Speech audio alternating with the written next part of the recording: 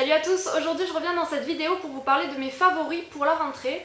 Il faut savoir que je ne vais plus à l'école mais je travaille et je m'organise quand même comme si j'étais un petit peu à l'école puisque j'ai des cahiers, des agendas, des stylos, plein de petites choses qui peuvent peut-être vous aider pour la rentrée, pour les collégiennes, lycéennes et même celles qui travaillent. Voilà, moi c'est tout ce que je fais pour mon organisation un petit peu, donc j'avais envie de vous en parler dans cette vidéo. Donc je pense que la plupart d'entre nous utilisent un agenda, que ce soit pour aller à l'école ou pour le travail. En tout cas moi c'est ce que je fais. L'année dernière j'avais un agenda comme ça, j'aime bien les prendre à spirale en fait parce que moi je le laisse tout le temps dans ma cuisine, donc il faut qu'il reste ouvert et posé quoi, et chaque jour je regarde mes horaires, puisque j'ai des horaires de travail qui changent tous les jours. L'année dernière j'avais un agenda en fait avec une page pour chaque jour. Donc c'est vrai que c'était beaucoup puisque moi j'utilisais même pas la moitié pour écrire mes horaires ou mes notes ou quoi. Donc du coup cette année j'ai changé de système. Cette année j'en ai pris un tout simple comme ça. J'ai pris un petit, enfin un moyen parce qu'il y avait un tout petit mais il était trop petit. Donc j'ai pris la taille au-dessus. Donc il est bordeaux, voilà, je m'en fous un peu de l'aspect. Mais pareil, il tient bien à plat quand on l'ouvre. Donc ça, je suis contente même s'il n'y a pas de spirale. Et donc celui-ci, il est plus fin parce qu'en fait, c'est pas un jour pour chaque page. Sur la page, vous avez 4 jours et vous voyez, il y a les horaires en fait. Et moi, ça me va très bien pour mes gardes puisque voilà, je garde des enfants. Donc c'est pas tout le temps les mêmes horaires. Et c'est vrai que c'est beaucoup plus pratique comme ça. Donc voilà pour ce qui est de mon agenda. Ensuite vous avez aussi sur le côté à faire, à retenir, à reporter. Enfin vous voyez des cases comme ça pour les notes. Enfin je le trouve très bien. Je l'ai acheté à... C'est un magasin en fait de fourniture qui s'appelle Bureau Vallée. Ensuite moi je suis quelqu'un qui écrit beaucoup sur des carnets. Beaucoup moins en ce moment parce que j'ai moins le temps ou l'envie. Mais... quand j'étais encore chez mes parents, j'écrivais tout le temps mes journées, des choses que je ne voulais pas oublier. C'était pas un journal intime, mais c'est vrai que sur ce carnet, j'aimais bien écrire des choses importantes. Du coup, là, j'écris moins, mais j'ai quand même acheté des carnets. Donc vous avez des carnets tout simples, voilà, ça c'est un Oxford. Et après, ce qui donne envie d'écrire et de s'appliquer sur les carnets, ce sont quand même des carnets un peu plus jolis. Donc ceux-là, ils sont de l'année dernière, hein, c'est pas de cette année. Avec des motifs un petit peu comme ça. Et par exemple celui-là je m'en sers pour YouTube. C'est vrai que je n'ai pas de carnet YouTube, j'organise aucune vidéo. Mais là je vais bientôt vous faire le tag Sing My Life. Et du coup il fallait que j'écrive tout dessus parce que c'est un tag qui se prépare. Donc il est là. Et après j'écris quelques trucs, par exemple là vous voyez YouTube me tente à acheter. Donc je mets un petit peu tout ce que les filles parlent sur YouTube qui me donne envie. Des listes d'achat, des idées de vidéos YouTube, donc j'en ai pas mal, des listes comme ça de choses à faire, donc voilà, en tout cas j'aime beaucoup ce carnet, je l'utilise depuis très peu de temps, mais ça va être mon carnet un petit peu comme ça d'hiver quoi. Ensuite pour celles qui vont à l'école et même celles qui restent à la maison, moi je sais que j'organise mes papiers dans des pochettes comme ça. Donc ça c'est très pratique, j'en prends une de chaque couleur, voilà, avec des motifs aussi, c'est très joli.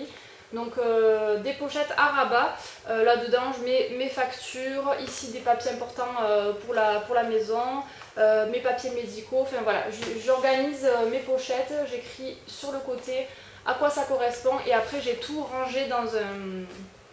comment on appelle ça ? Un truc fait exprès pour ranger les documents quoi, pour qu'ils restent droits, et du coup je m'organise comme ça et je vois bien mes pochettes. Et même à l'école je fonctionnais toujours avec un trieur et des pochettes à rabat comme ça. Ensuite ma trousse depuis 2 ans je crois, enfin ça fait un petit moment que je l'ai. Elle est comme ça, je la trouve trop belle, j'étais tombée dessus par hasard puisqu'avant j'avais une trousse basique ISPAC comme ça, qu'on avait peut-être toutes eu je pense. Et là quand je suis tombée sur celle-là qui est beaucoup plus petite pour la maison et tout, je la trouve super belle. Donc c'est Oxford, mais vous voyez avec ces couleurs comme ça, en plus ça s'ouvre, donc vous pouvez mettre des trucs ici. Et voilà, l'intérieur elle est quand même assez grande et voilà, c'est une petite trousse mais elle est très pratique et je la trouve super jolie, je l'avais pas payée très cher. Donc voilà, une trousse où dedans on réunit tout, même à la maison je trouve que voilà, c'est important d'avoir... tout réuni au même endroit, colle, ciseaux, crayons, stylos, enfin voilà. En parlant de stylos, quelque chose que j'adore, c'est les stylos 4 couleurs comme ça. Donc moi je les prends avec des couleurs un peu sympathiques. En fait je les prends avec voilà, violet, rose, vert pomme et bleu turquoise. Et ces stylos c'est la marque Bic, ils écrivent super bien, du coup j'en avais racheté d'autres. C'est les mêmes couleurs mais ils se présentent comme ça, enfin voilà. Donc ça j'adore. Après il y a d'autres marques, ma mère m'avait acheté celui-là de la marque Domedia, donc je sais pas si elle avait acheté à Intermarché ou quoi. Mais pareil c'est les mêmes couleurs et le stylo est juste différent comme ça. Donc ça c'est un indispensable pour écrire en couleur, que ce soit dans vos cours ou moi à la maison, faire ressortir des choses et tout, j'adore écrire en couleur. À l'école en fait j'avais toujours des fluos de toutes les couleurs. Maintenant que je travaille j'en achète toujours un jaune. Pour faire ressortir un petit peu sur mon agenda mes horaires de travail par exemple, je vais vous montrer. Donc vous voyez ici j'écris mes horaires et je donne un petit coup de fluo pour bien faire ressortir ce que j'ai à faire. Donc là c'est quoi faire, donc je sais pas combien de temps ça va durer mais en général j'ai l'heure de fin. Et j'arrive à voir à peu près, vous voyez, dans la journée, combien de temps ça va me prendre, le matin, l'après-midi, enfin voilà. Donc j'ai besoin de mon petit fluo tous les jours. Ensuite pour écrire, j'ai ma petite trousse de stylos de toutes les couleurs en fait. Donc ça c'est super pratique parce qu'il y a un scratch. Et ensuite quand vous dépliez, ben, vous avez toutes les couleurs. Ça c'est quelque chose que j'ai acheté il n'y a pas non plus super longtemps, ça peut faire 2-3 ans, j'en sais rien. C'est trop pratique franchement. C'est pratique parce que vous avez toutes les couleurs exposées comme ça quand vous l'ouvrez et ensuite quand vous fermez ça prend pas non plus énormément de place. Et moi qui adore écrire en couleur, ben là c'est vraiment des stylos pour écrire. Donc c'est pas des feutres quoi. Je vais vous en montrer un, vous voyez il est comme ça et la pointe elle est toute fine. Et ça écrit super bien. Pour les titres ou écrire des choses un peu plus gras et gros, j'aime bien utiliser ce style de feutre. En fait ça c'est des feutres stylos quoi, c'est vraiment pas des feutres pour colorier. Vous voyez comment ils sont, la pointe elle est comme ça. Donc vous pouvez très facilement écrire avec, sauf que ça écrit un peu plus épais. Et moi je m'en servais pour mes titres, voilà, pour faire ressortir des choses. Ça fait très longtemps que je les ai ceux-là. Ils me durent une éternité, c'est de la marque Papermate je crois. Alors ça je pense que tout le monde en a chez soi, c'est des post-it. Donc moi j'avais acheté un espèce de carnet comme ça où il y en a de toutes les couleurs. Ça c'est très pratique, je m'en sers tout le temps, c'est un pense-bête indispensable dès que j'ai un truc dans la tête et qu'il me faut un endroit pour noter quelque chose. C'est ici, que ça soit je suis au téléphone, il faut que je note un numéro, je dois laisser à moi mon chéri le matin, ben hop, j'ai mes petits post-it et c'est vrai que c'est sympa parce qu'ils en forment de toutes les formes. Donc j'ai en forme de cœur, en forme de bouche, encore en forme de cœur, voilà, des pommes, des voitures, enfin... Vraiment en toutes les formes et ça c'est vraiment quelque chose, c'est indispensable, les post-it pour tout noter. Après il ne faut pas les perdre, hein. Vous pouvez même coller des post-it dans vos agendas.